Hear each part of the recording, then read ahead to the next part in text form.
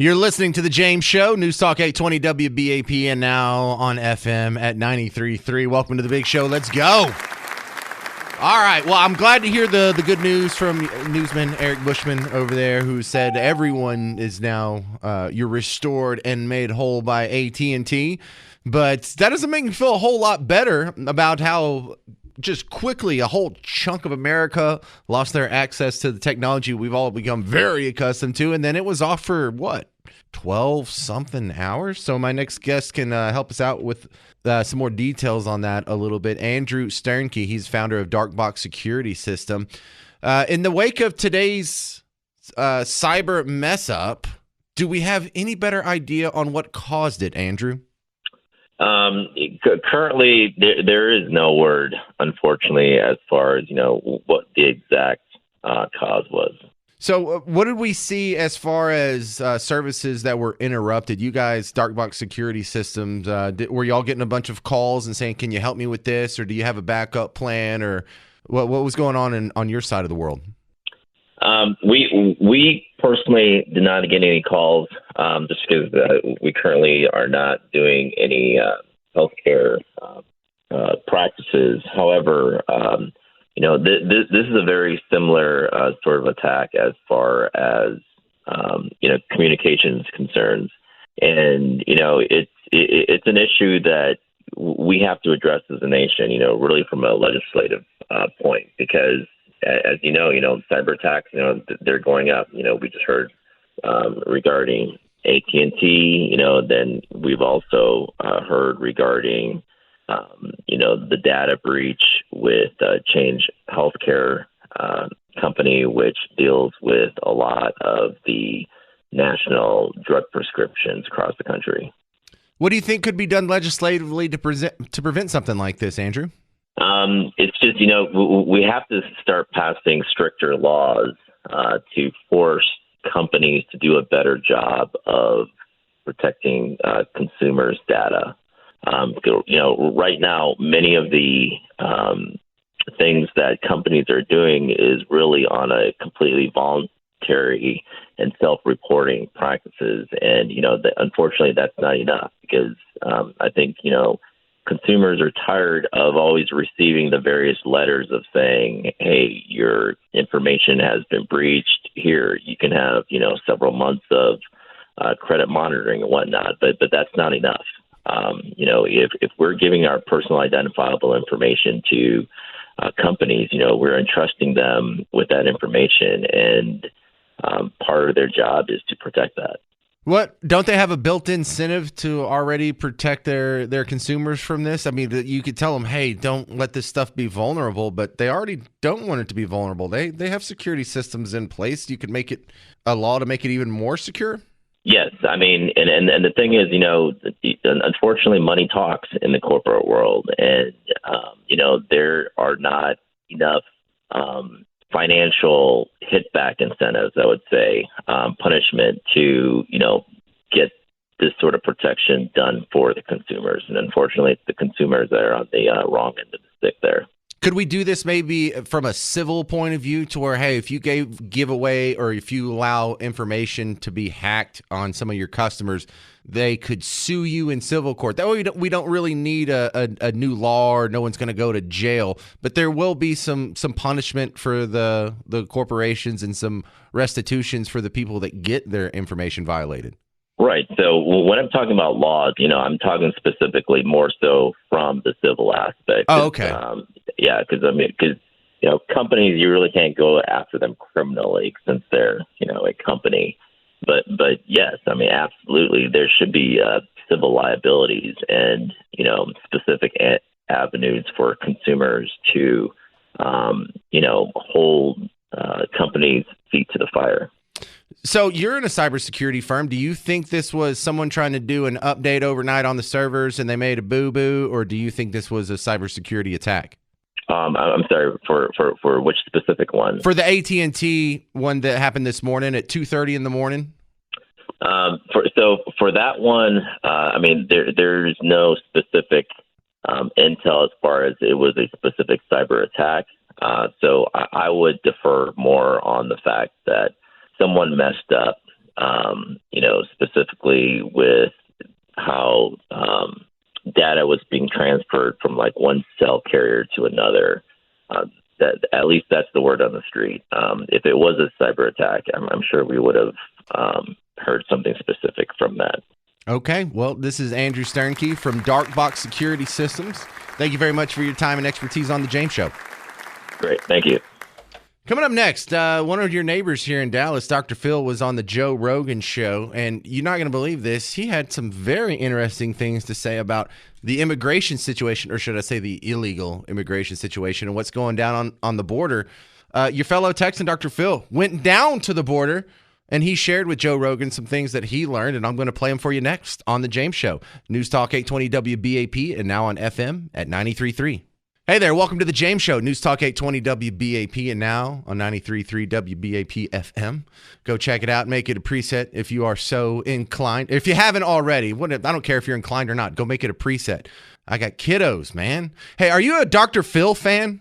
You may not think I am, but I'm a huge Dr. Phil fan. I didn't really care about his Oprah stuff, but if you ever watch like his daytime talk show, he has to do like some of the same dumb stuff that other daytime talk shows have to do, but he's not dumb. He's a guy who's been in the clinical setting that he's actually throwing around some very good advice to the biggest mutants that they can bring up on the TV stage. And so I've slowly grown to be a fan of Dr. Phil. And then when you see the clips that he puts out in social media and whatnot, you think, well, not only is this guy okay, he's one of us. Wow, he's not just a Texan in name only. You and Dr. Phil and your politics, I think y'all would have a great conversation if you ever sat down with him at the bar. So Dr. Phil being on Joe Rogan, I mean, this is turning into like a super Texan thing because Joe Rogan is the special kind of Texan. He was like born and raised in like New York and California, and he gave those up. Like or actually Boston and Los Angeles, or his two former homes where he spent his entire life. And now that he's made millions and millions of dollars and can choose anywhere he lived, where did he move to? Texas. Smart guy, right? Loves it. Says great things about Texas all the time. Great ambassador for it. And people, I guarantee you, people have moved here just because Joe Rogan has said so much nice things about his experience being around people like you and me. So Dr. Phil was on Joe Rogan, and he talks about his visit to the border. Dr. Phil cares about the border? I guess so. I didn't know either. I thought, look, he's launching his own little network. He's got a great TV show going here, and he's got some studios and stuff that he's growing in the Dallas area. But he took some time away from all that to go visit the border. Check this out. I've been to the border recently, and I talked to those guards down there, and I'm telling you, I spent just a day down there, and I know there have been people that spend a lot more time down there than that. But what I heard down there was, even knowing, I felt like I knew a lot about it before I went down there, but I was shocked. As much as I thought I knew about it, I was shocked when I got down there. Though, first off, the morale among those guards down there is the fact that they're hanging in and doing as well as they are is they're turning into social workers. You know, they went down there to be guards, and they say what we're doing now, instead of apprehending these people, is we're greeting these people and we're processing them and giving them money and resources. Now, you haven't heard Dr. Phil make a whole lot of political statements because it's dangerous for him to do so.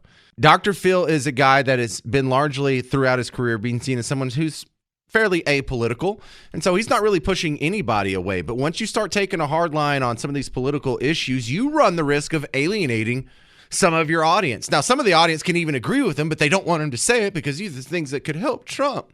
But Dr. Phil, this is not helping his career. This is not going to make him any money. If anything, this is going to cost him a little bit, and at a very crucial time, because like I said, in a couple months, he's about to launch his own network. How do I know? I know people, okay? But he goes, and he doesn't just go take some pictures where he's pretending to cry on a fence and then come back and demand other people do something. He's actually talking to the people. He's talking to the Border Patrol people, asking them what they need. Because what is he going to do with that information? Use his platform, use his public persona and his image and his access to help these guys on the front line get their word out. And what they were saying, what they told Dr. Phil, according to Dr. Phil on Joe Rogan, is they don't need more money. The union guy who's head of the union for all of the guards, it was interesting. I asked him, what do you need? What do you need down here to do your job? His name is Brandon Judd. And he said, we don't need more money. We don't need more agents. We don't need new legislation. We just need you to let us do our job. We just need you to apply the laws that exist now, and we'll be fine.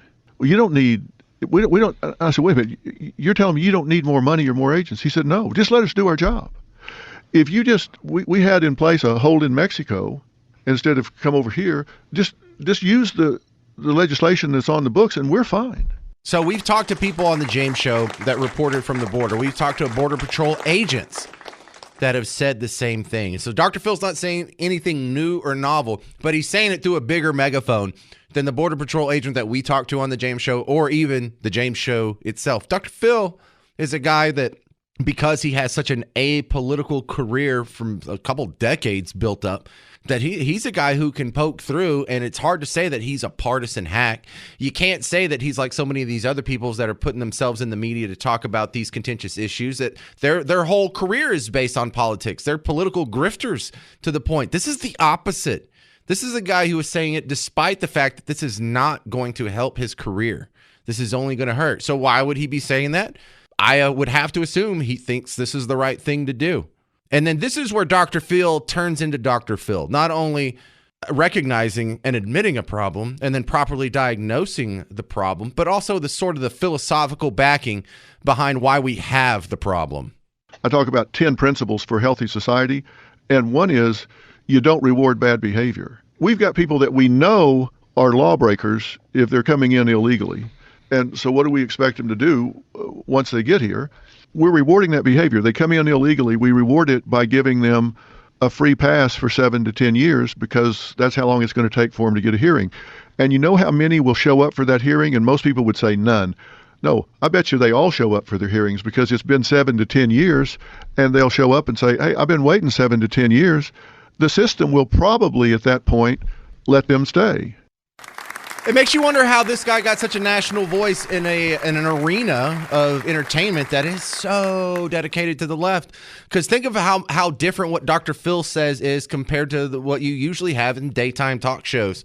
And for the ones that do get political, you know, like an Ellen DeGeneres or Rosie O'Donnell had her show. But the big one, look, it's a huge show. The View, you may not think it's that big of a deal, but it's literally the most watched daytime talk show in America, and you know it holds sway with women, and it holds sway with a big chunk of the American population that would never listen to a WBAP. They would never turn on a Fox News or probably any news channel.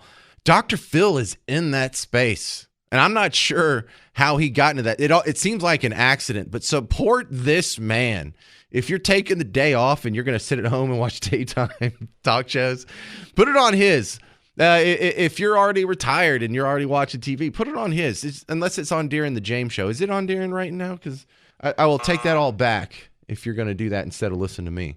But I'm gonna redouble my efforts and try and get Dr. Phil on the show because I want to hear more about what he saw at the border. I like talking to people who went to the border and talked to the border agents and whatnot. I have family down there. My grandfather's from Laredo, and it's kind of been heartbreaking slowly over my life.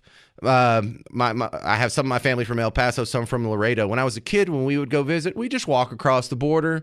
There's a little place there for the people who walk over. There's a little marketplace where you can go get some toys, or you can go get a little ice cream. There's a Paletero cart, or you can go to a cafe and you get some street tacos for 50 cents. And slowly over the course of my life, those have been shut off. We don't go to Juarez anymore. The last time I went to Laredo was about 10 years ago when my grandfather died.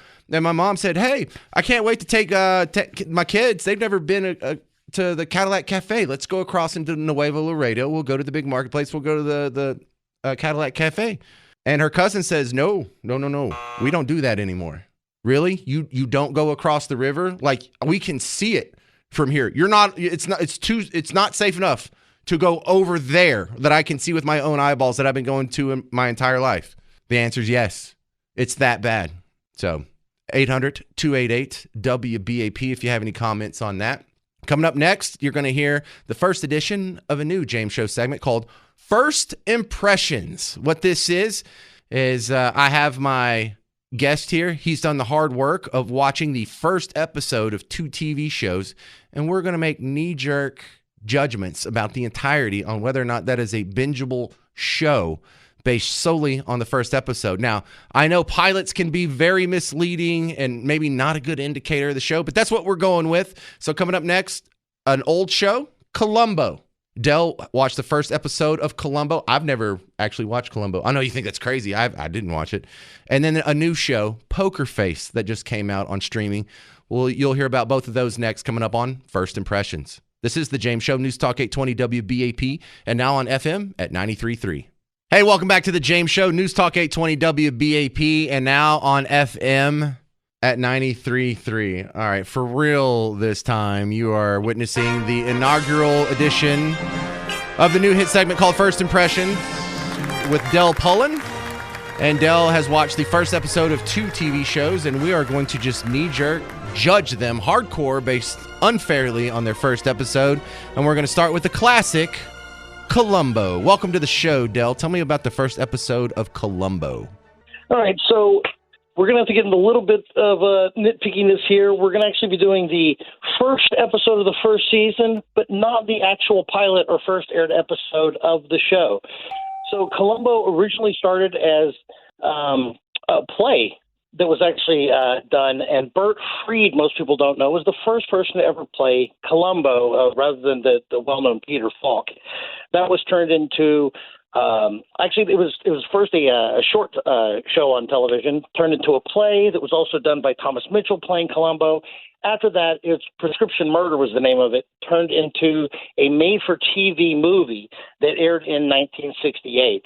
Now, that was just a one-time thing. It did so well, they did a second movie called Ransom for a Dead Man. That did so well that they started doing it as a rotational show. So instead of a 90-minute show, it became a 72-minute show. That's the one we're going to deal with today, called Murder by the Book. Wow. Directed by Steven Spielberg. Shut up! Directed at 24 years of age, 2 years before he would do the movie Jaws. Okay, now my mind's blown. When did Columbo start? So Columbo started, it started as a TV show called the Chevy Mystery Show. No, the one that we all know and love with Peter Falk. When did that one start? So that was actually the Prescription Murder, which was the first full-length 1968 the made-for-TV movie Prescription Murder. Now, again, that was a standalone. Okay, the one that you're reviewing today. Correct, was 1971 Murder by the Book. That's about 2 writers. That one of the writers is a lot more talented and decides, hey, I'm going to go off on my own, and I'd like to go off and start writing my own series. The other writer takes a little bit of umbrage at that. Basically says, why don't you come see this new house I bought out on the lake, murders him, trashes the office, and, of course, it's up to Peter Falk's Columbo to not catch just who the murderer is, but to figure out how he did it. And this is a good time to talk about both shows we're going to talk about today. Most detective stories, I think most people know, it's called a whodunit. So you know what the crime is, but you don't know who did it. So you're waiting till the end before the detective sits them down and says, here's everything that happened. Here's all my clues, and you're the murderer. Well, that's called a whodunit. What an inverted detective story is, which is what Columbo and both Poker Face is, the other show we're discussing, is what's called a how catch 'em. So in the first act, the whole crime is shown to you. They've shown you who's murdered, who is the murderer, and how they did the murder.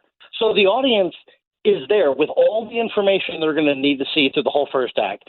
The story then is how will Columbo put together the information to solve the rest of it? Okay, can I go ahead and catch the killer? Can I go ahead and cut through, and we can all assume that he put it together and he catches him?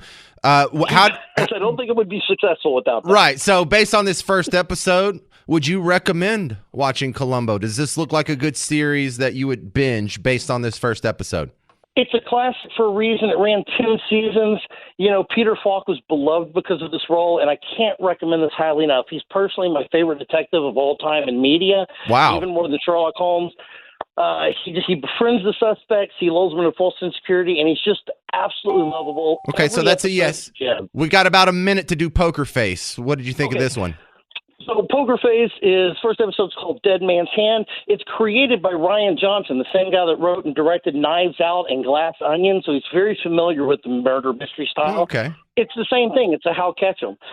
Natasha Lyonne, you'll recognize her from other shows, plays Charlie Cale. And she was a casino worker who can tell when people lies. And it's a murder of the week, same as Columbo. She goes around catching murderers in the same way. First act, you see how it's committed. Second, third act, you see how she puts it all together and reveals the crime. Of course, since she's not a detective, she can't arrest them. But she leaves them being caught by other people in the show. So I would say this one, again, it's a classic. It's good. I need more Columbos. I need more How Catch-Ems. So, yes, that's a thumbs up on Poker Face as well. If you want a modern version of Columbo, go for it. It's on Peacock right now. On Peacock. All right. Well, thank you very much, Del Pullen. This has been your first episode of First Impressions. Thank you for joining us on The James Show, sir. Thank you. All right, that's going to about do it for The James Show today. Thank you for hanging out. Mark Levin is coming up next. So stay right there. We'll be back to do it tomorrow. This has been The James Show, News Talk 820 WBAP, and now on FM at 93.3.